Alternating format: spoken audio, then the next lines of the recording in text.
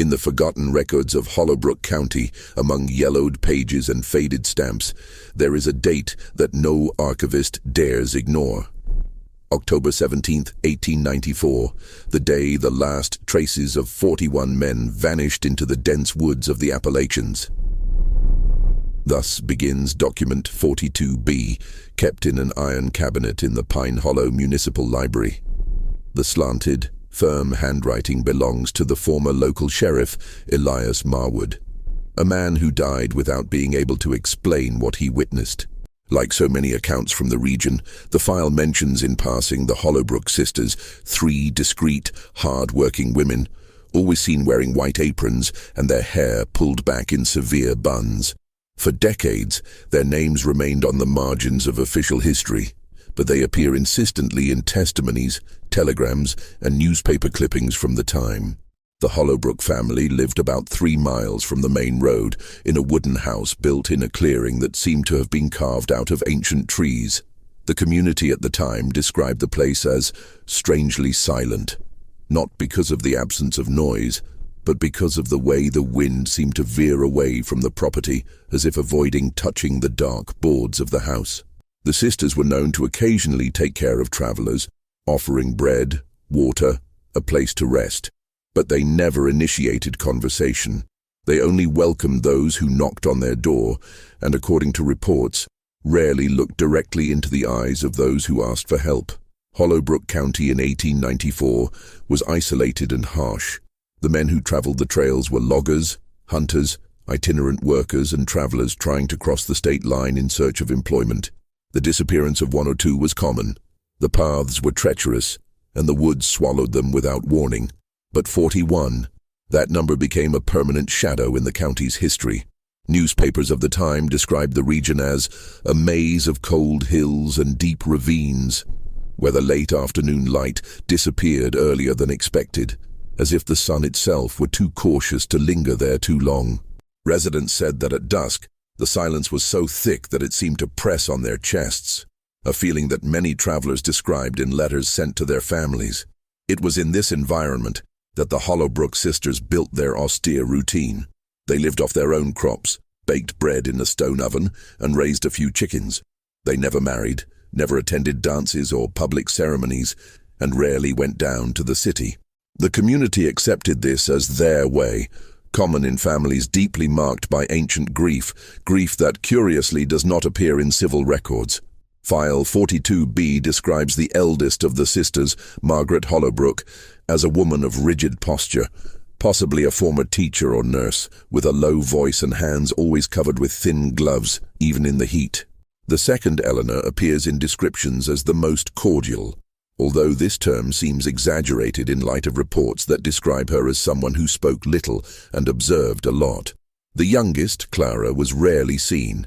Neighbors say she hardly ever left the house, and that when she did, she walked quickly with baskets of laundry or firewood, avoiding conversation. For many years, this information was considered irrelevant, just marginal details of an eccentric family living on the edge of the forest. But throughout 1894, more and more men began to disappear in the vicinity of the Hollowbrook property. Travelers who were last seen stopping in the clearing to ask for water, directions, or temporary shelter. Men who, according to letters found decades later, mentioned a barn too big for 3 women and a newly repaired trapdoor near the back shed. These letters, curiously, never reached the families. They were found in a burlap bag in 1932 during a renovation of the old train station. The bag was buried between 2 beams, as if someone had tried to hide it without leaving any clues. And there is one last detail, perhaps the most disturbing of the early files. A rudimentary hand-drawn map found in the coat pocket of one of the few travelers who escaped the region before the peak of the disappearances. The map showed Hollowbrook Clearing, and just behind the house, a rectangle marked with a single term, Discipline Pit. To this day, it is not known who drew this map, nor what they saw, but it is the first recorded mention of the place where, according to subsequent investigations, the trail of the 41 men simply ceased. In the months leading up to the disappearances of 1894, life in Hollowbrook County seemed to follow the usual rhythm of small, isolated communities in the Appalachian Mountains. It was a life shaped by prolonged cold, small crops, and almost total dependence on one's own efforts. The nearest railroad was 23 miles away, and the tracks were still expanding. The main road was just a dirt track that wound through hills densely covered with oak and dark pine trees. The residents survived on firewood, hunting, and modest farming. Women took care of the homes while men traveled long distances to cut wood or deliver packages. Nothing out of the ordinary, except, according to later reports, a subtle change in the way travelers described the area around the Hollowbrook sisters' property. But before delving into these signs, we need to better understand the setting and relationships surrounding the three women. Margaret, Eleanor, and Clara had lived alone since at least 1881. That is the year of the last official record involving a family member, the death certificate of Jonathan Hollowbrook, the father of the three. The document mentions natural causes, but there are no witnesses signing it, only Margaret herself, then 24 years old. There is no record of the death of their mother, Abigail Hollowbrook, only an administrative disappearance, the kind of omission common at the time, but which, added to the other gaps in the documentation, aroused later concerns. After their father's death, the three sisters gradually became isolated. They stopped attending the small local church and buying groceries in town. Some neighbors claimed to have seen wagons arriving late at night at the house, but no delivery person confirmed this. Others said that even in the height of winter, the Hollowbrooks kept their windows open, as if the cold air were part of some strict discipline they followed inside the house. Despite this, no one reported openly hostile behavior. On the contrary, for hungry travelers they provided bread, broth, and temporary shelter. Their reputation, though peculiar, was considered reliable enough that men passing through would knock on their door seeking guidance on the trails or the best way to reach the railroad. It was precisely this quiet hospitality that, according to some survivors, carried a detail that was difficult to explain. In testimonies collected decades later, 5 travelers who passed through the clearing between 1890 and 1893 report the same impression, the feeling that they were being watched even before they knocked on the door. One of them, a traveling worker named Robert Kennings, claimed to have seen a human shadow moving away from the shed, as if it did not want to be noticed. Another said that when he received bread from Eleanor, he noticed that she had a habit of measuring people from head to toe before answering any questions, as if she were evaluating something deeper than appearance or education. These reports were ignored at the time. Travelers who traveled through remote regions often exaggerated stories to make them more interesting, but after the disappearances, every detail took on new significance. The sisters' daily lives, meanwhile, seemed meticulously organized. According to Pastor Whitlock, who visited the family only once before they cut off all contact with the community, Margaret kept voluminous notebooks, like household record books, he said. These notebooks, if they ever existed, were never found. Clara, the youngest, seemed to avoid any outside contact. She is mentioned only as a distant figure, almost always seen carrying buckets of water or stacking firewood. A neighbor, already elderly when she testified in 1921, said she once saw Clara crying quietly while hanging white sheets on the clothesline.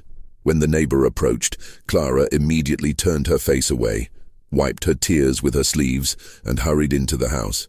The episode was never put into context and remains a loose fragment in the puzzle. Eleanor was responsible for dealing with strangers. She was the one who served bread, answered questions, and gave directions to the trail that led to North Pine. Her demeanor, however, always seemed rehearsed, as if she were repeating prepared phrases that had been established long before the encounter. Up to that point, nothing suggested danger. Life was hard, but common for the time. Men sought work, women fought against the cold, and the forest maintained its silent strength. But in the months leading up to October 1894, something changed. Travelers began to report that, when passing through Hollowbrook clearing at dusk, they heard dry, rhythmic knocks coming from somewhere behind the shed. Others said they had seen drag marks on the ground, as if large objects had been moved at night. A third group mentioned hearing voices, not conversations, but short phrases, almost orders, repeated in a firm tone that echoed through the wood. Until then, no one had disappeared. The stories seemed like minor concerns, typical of those who traveled through an isolated region. But there was a pattern that only became clear decades later. Most of the travelers who reported these signs ended up on the list of the 41 missing persons. And here comes a decisive moment in the historical archives. The testimony of Samuel Pierce, the last man who is known to have received guidance from the sisters before the great collective disappearance. He reported that while talking to Eleanor at the door, he saw Margaret watching from inside the house for a moment, and that her gaze was neither welcoming nor cautious. It was an appraising look, as if she were deciding between allowing the man to enter or sending him away immediately. Pierce did not enter, and he lived to tell the tale. This set of signs, discreet, ambiguous, seemingly disconnected, is now considered the prelude to the event that would forever mark the county's history. And it would all culminate on the night when the first group of travelers left clues that, when analyzed later, formed the timeline that preceded the disappearance of the 41. A timeline that begins with an almost imperceptible detail, but one accurately recorded in Sheriff Marwood's report. A male footprint, too deep to belong to just one man, found on the edge of the trail leading to the Hollowbrook shed. The first sign that this clearing hid more movement than any resident could imagine, and that something was already silently underway. The disappearance of the 41 men did not occur all at once. This is the conclusion that emerges when organizing the documents, late testimonies, and official reports that have survived the passage of time. The first disappearances seem to have occurred between June and August 1894, always involving lone travelers with no close family or with routes that did not allow for easy tracking. These were men who left few letters, few records, and whose disappearance did not prompt immediate searches. But everything changed in September of that year. That is when the first simultaneous reports emerged of small groups of workers who used the Hollowbrook Trail to shorten their route to the railroad. There were 4 of them: Jenkins, Holloway, Turner, and Briggs. They left together to look for work in the north and were last seen entering the strip of forest that led to the sisters' clearing. A week later, none of them responded to letters sent to their families, letters that, according to the postmark, never reached their destination. The first searches began in a scattered, almost improvised manner. The county was small, Sheriff Marwood had few men available, and at the time there was no clear reason to suspect foul play. The forest was vast and treacherous. It could hide deep holes, rotten logs, narrow crevices. Marwood believed that the 4 travelers had gotten lost. It was the simplest explanation, and the only one he could sustain without causing panic. But when other disappearances began to occur on the same route, the stories left behind began to line up like pieces of a dark puzzle. A worker named Edwin Brewer, who had set out alone for the railroad, was seen walking at dusk, carrying a canvas bag and whistling softly. The woodcutter who spotted him, Nathan Crowder, reported that Brewer seemed calm, but looked away when Crowder mentioned hearing low voices near Hollowbrook clearing the night before. Brewer just smiled, adjusted the bag on his shoulder and walked on.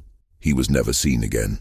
These reports alone suggested an unsettling pattern, but it is in the reconstruction of the last confirmed night, the night the largest group disappeared, that the mystery becomes dense, almost palpable. It was the night of October 17th, 1894. It all begins with a group of 7 men who had spent the day cutting wood 5 miles away. They decided to sleep near Hollowbrook clearing because the temperature had dropped rapidly and the strong wind made it risky to continue along the rocky trail. A fire was lit by the side of the path, and according to the only indirect account that exists, a letter written by one of the men hours before he disappeared, they planned to leave at dawn. The letter was found months later, tucked into a piece of canvas caught between roots, partially protected from the wind and rain. Its contents are brief but disturbing. "We're going to rest here. There's a squeaking coming from the Hollowbrook shed, but it doesn't seem threatening. It just sounds Constant. Maybe they're working late. No big deal. I'll write more when we cross the railroad tracks. This letter is the last documentary evidence of their presence. From this point on, the reconstruction depends on cross-referencing late testimonies and physical marks analyzed later. What is known is that around midnight, someone, or more than one person, walked along the trail that bordered the Hollowbrook pasture. The ground was damp from the light rain that had fallen in the late afternoon, which left footprints clearer than usual. Sheriff Marwood recorded that he saw male footprints, some overlapping, others misaligned, all heading toward the back shed. There were also parallel marks, as if heavy boxes or some rigid object had been dragged. But the detail that drew the most attention was another. There were female footprints, small, deep, and too close to the male marks, as if the person who left them was guiding or surrounding the group. These footprints disappeared abruptly a few meters from the shed. There was no sign of a struggle, blood, or visible marks of violence in the outside area. Only silence. A silence that, according to residents, was so intense on those October nights that even the cicadas seemed to have stopped singing. The Hollowbrook shed, seen from a distance, was nothing out of the ordinary. It was wide, made of sturdy wood, with a roof darkened by time. The main door was always ajar, but this was never considered suspicious. The strangeness only became apparent when someone got close enough to notice that behind it there was a second structure, a kind of underground annex, subtly integrated into the larger building. It is believed that this is where the trail of the 7 men ended. One of the most debated documents about that night is the testimony of a hunter named Frederick Monroe, who swore that between 11 p.m. and midnight he heard sounds that were not conversation or fighting, but organized movement. He described it as the dry sound of wood being adjusted, like heavy doors or boards sliding. Monroe also mentioned hearing what sounded like short instructions in a female voice, something rare on a property where almost no one spoke. The official investigation did not take this testimony into account. Marwood refused to include it in the report, possibly to avoid speculation that could accuse without evidence a family that, until then, had no history of crime. But the fact remains. None of the 7 men camped that night reappeared. The next day, when 2 travelers passed by the trail, they found only the remains of the campfire and abruptly interrupted footprints, as if the men had been removed from their places all at once.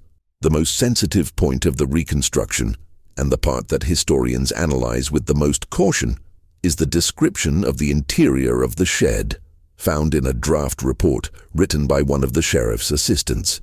The document was never officially published, but remained attached to the files by mistake. The draft describes a square opening in the floor, partially hidden by empty grain sacks. The wood around the opening looked worn, as if many hands had pushed the cover repeatedly. There were signs of recent use, displaced dust, drag marks, and an old smell of earth that had been locked away for a long time. This spot is referred to in the documents as the lower chamber. It is there that the last direct mention of what would become the center of the mystery appears. In the lower corner of the draft, written by the assistant's trembling hand, is the phrase that would become the most discussed fragment of the entire Hollowbrook archive. It looks like a pit of discipline. The note is short, almost whispered, as if it had been written too quickly, perhaps for fear that someone would read it. This is the last concrete evidence. There is no further record of what was inside the chamber, nor of who entered it first, nor of what the sheriff found when he opened the trapdoor. All that is known is that the final report, the one that was officially filed, completely omits any reference to the pit. The document ends abruptly, saying only, "Traces cease at the Hollowbrook property. Investigations continue." But they did not continue. The county turned the page of silence. And the ditch, whatever it was, disappeared from the archives as if it had never existed. In the days following the disappearance of the large group in October, Hollowbrook County entered a phase of unrest that, according to the newspapers of the time, seemed out of place for a community so accustomed to the silence of the forest. Sheriff Elias Marwood, pressured by residents and news that other neighboring counties had recently reported disappearances on remote trails, organized one of the largest searches in local history. Men from the community, hunters, small farmers, and even impromptu travelers joined in the hope of finding at least a trace, an abandoned object, any proof that the missing were alive. But the dense, ancient forest seemed determined to keep its secrets. The teams searched ravines, streams, and stretches of dense forest. They examined clearings, hollow logs, shallow caves, and even crevices that could serve as passageways. Nothing indicated escape, struggle, or natural disaster. The only area where the evidence seemed to converge was, inevitably, the Hollowbrook property. Even so, approaching the three sisters required extreme caution. They were, after all, long-time residents, known for their reserved behavior, but never for hostility or crime. The community was small, and accusing someone without evidence could lead to serious conflict or even open a social wound that would be difficult to heal. Marwood went to the clearing accompanied by two assistants. According to the official record, the sisters received them calmly. Eleanor opened the door, dried her hands on her apron, and allowed them to enter. Margaret, stiff as ever, remained seated at the wooden table with an open notebook in front of her. Clara, the youngest, did not appear that morning. The sheriff reported that the house was impeccably organized. The fireplace had been lit recently, and the smell of freshly baked bread hung in the air, an uncomfortable contrast to the gravity of the visit.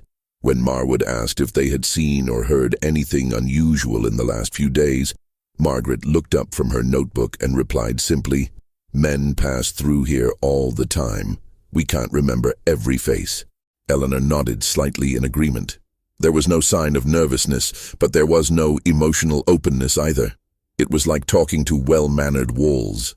The search of the shed was authorized, but nothing incriminating was found, at least nothing officially recorded.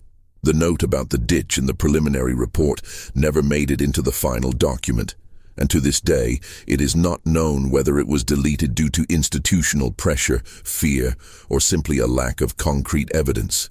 Even so, rumors began to spread rapidly. Residents who had always viewed the sisters as eccentric figures began to report old details that they had previously considered irrelevant. Metallic sounds coming from the basement, wagons arriving after dark, lights on at unlikely times. One woman claimed to have seen Clara carrying a bucket that was too heavy for her stature. A farmer said he had heard muffled screams years earlier, but at the time believed they came from animals. None of these reports had a precise date. Nothing was verifiable. But together, they created an atmosphere of suspicion that hung over the Hollowbrook property like a thick cloud. From that point on, the investigation took two different paths. The first was official: searches, discreet interrogations, and frustrated attempts to reconstruct the last routes taken by the missing persons.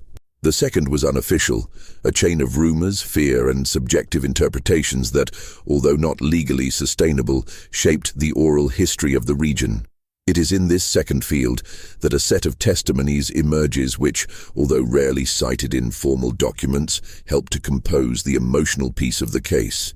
In 1916, more than 20 years after the events, a former traveler named Andrew Stillman appeared at the Pine Hollow train station claiming that, in 1894, he had been invited to spend the night at the Hollowbrook shed after twisting his ankle on the trail. He accepted. According to his belated account, when he woke up in the middle of the night, he heard short, muffled cries coming from under the floor. He maintained that he never knew whether it was a man, woman, or child, and that he fled at dawn, without looking back. Stillman's testimony is controversial. He was elderly, had memory lapses, and had not mentioned this to anyone for 2 decades.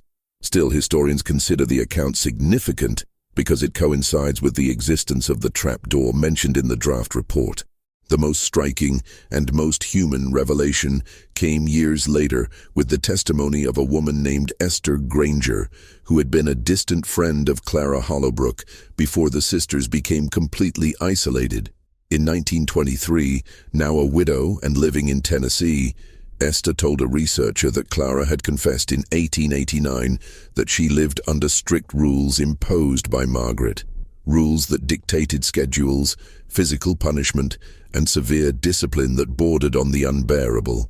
Clara reportedly said in a low voice that some people needed to be corrected, a phrase that Esther interpreted at the time as a religious expression. But the phrase echoes like a delayed blow when put into perspective with the expression found on the unknown traveler's map. Discipline pit, and with the note in the draft report, a pit of discipline. These fragments point to a bitter revelation, not supernatural but deeply human.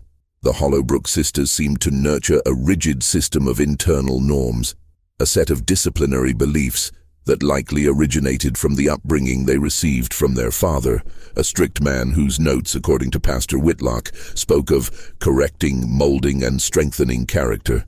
Whether this system of discipline applied only to the sisters themselves or, through some moral and psychological deviation, was extended to vulnerable men who passed through the property is impossible to say with certainty. The archives are inconclusive, but the sum of the testimonies, the gaps, and the traces suggests a painfully plausible scenario. Travelers did not find monsters in the forest. They found ordinary people, shaped by a brutal upbringing, who perhaps believed they were doing what they thought was right. At the end of 1894, the disappearances ceased as suddenly as they had begun. The sisters continued to live in the same house, in silence, until each died in different years, always from apparently natural causes. And the community, unable to prove any criminal act, slowly buried the story, not out of forgetfulness, but out of exhaustion. Still, one last fragment remained as a permanent mark in the archives, a piece of wood from the shed, discreetly removed by one of the investigators with deep scratches on its surface, scratches that, although never officially analyzed, appeared to have been made by human hands seeking support. This fragment is what leads the story to its silent revelation. There are no monsters in the forgotten pages of Hollowbrook County. There is only what remains when discipline becomes obsession, when rigid beliefs become a prison, and when the silence of an isolated house consumes everything that enters it. Decades have passed since the last records of the Hollowbrook case were filed away. The three sisters' house slowly deteriorated, consumed by the cold wind that sweeps through the region, and the moss that spread across the boards like a veil of time. Today, those who walk the old trail can barely make out the clearing where Margaret, Eleanor, and Clara lived most of their lives. Only fragments remain: a fallen stone, the arch of an old oven, the shapeless shadow of what was once the shed. For many, the case of the 41 missing men remains an unsolved mystery. For others, it is just an uncomfortable chapter that the county preferred to bury under layers of oblivion. But for those who revisit the documents, read the belated testimonies, and observe the silent pattern between the lines, the story becomes not a supernatural enigma, but a harsh and deeply human portrait of isolation, extreme discipline, and unshared pain. This is what strikes those who delve into the archives: the silence. The silence of the house, the silence of the sisters, the silence of the missing pages. As a historian, or perhaps as someone who cannot accept emptiness without at least trying to understand it, I have realized over the years that the most disturbing cases are not those filled with monsters, but those shaped by real people who existed, suffered, made mistakes, and sometimes lost the line between conviction and cruelty. There is a note by Sheriff Marwood that always stays with me, perhaps the most honest he ever wrote. In the margin of one of his reports, almost erased, he left a loose thought: sometimes we don't find answers because we don't want to deal with their weight. This sentence sums up better than any official investigation what happened in the county. Searching for the missing was a moral necessity. Facing what probably happened to them was another story. A story that the community had neither the strength nor the will to take on. When I collected the files years ago, I found an uncatalogued letter dated 1908. It was from a woman who claimed to have been a distant childhood friend of Margaret's, before the Hollowbrook family moved to the woods. She described Margaret as someone demanding of herself, forced to follow rules that no one understood. The letter mentions that Jonathan Hollowbrook, the girl's father, believed that discipline strengthened character, and that his home was always governed by a strict set of punishments, often mistaken for education. This small fragment, lost among forgotten papers, is perhaps the most honest key to understanding what happened. Not to justify it, never, but to understand the psychological climate that hung over that house. A house where women grew up in the shadow of extreme rigidity, where discipline was seen as a greater virtue than affection, where any deviation was severely corrected. When you put this side by side with the testimony of Esther Granger, who heard from Clara herself that some people needed to be corrected, the picture becomes clearer and much more tragic. Time, however, does not forgive fragile structures. With the end of the sisters' lives, stories about them became mixed with rumors, exaggerations, and silences. Each resident began to remember only what relief allowed. And so, little by little, the case ceased to be an investigation and became a local myth, not because of the presence of something inexplicable, but because of the collective inability to face what was perfectly explainable, albeit morally unbearable. Today, when walking along the old trail, the first feeling is one of emptiness. The forest has changed, but it carries a weight that is difficult to define, not of haunting, but of memory.